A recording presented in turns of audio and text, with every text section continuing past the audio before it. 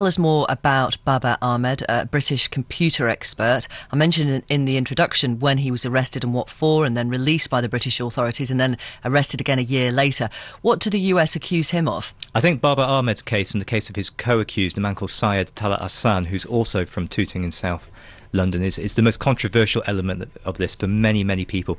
Some 150,000 people have signed a government e-petition asking for these men to be prosecuted in the UK because they believe that if these men have committed crimes, it's here they should be prosecuted. In short, the men were running a website which the Americans say was so extreme it was providing support to terrorism. Now, the BBC understands that the attempt to launch a private prosecution against Mr. Ahmad and his co-accused involves the men confirming that they were involved in this website, but there's no admission of a crime there, and I think this is where the question mark lies in this case.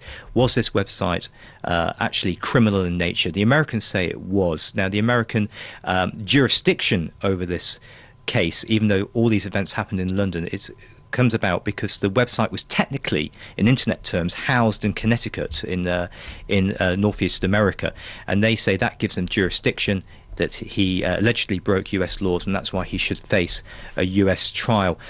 His family, his supporters and campaigners say that is grossly unfair, that if he has committed an offence, it would have been committed here in the UK, and the evidence that was gathered against him was gathered here in the UK, and that's why he should be put on trial. But he's never faced charge here in the UK, and that was one of the reasons earlier this year the High Court ruled in the BBC's favour that we should be allowed to interview Babar Ahmad because they said it was a very controversial case.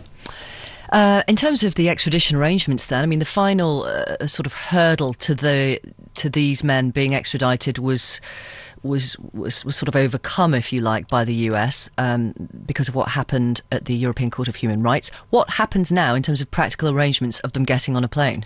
We're not quite sure exactly what's going to happen, other than it will probably take 2 to 3 weeks. Typically what happens in an extradition, there's a specialist unit at the Crown Prosecution Service and the Metropolitan Police which deal with all these. Typically it takes about 2 weeks to extradite someone.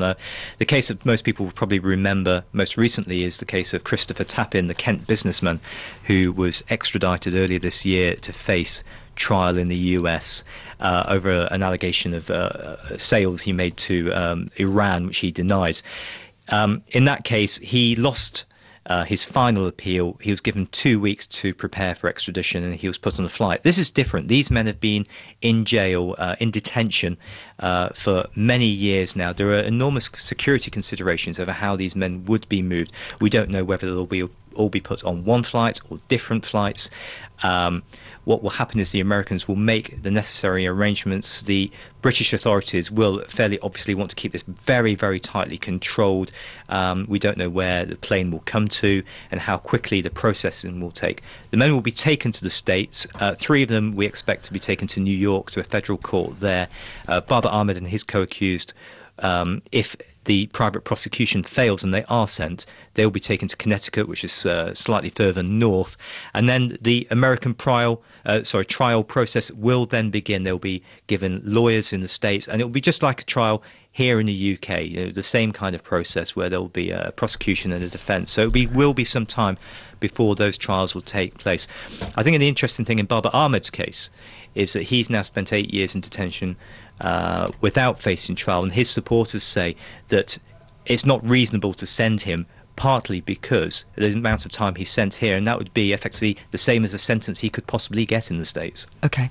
Thank you, Dominic. We'll talk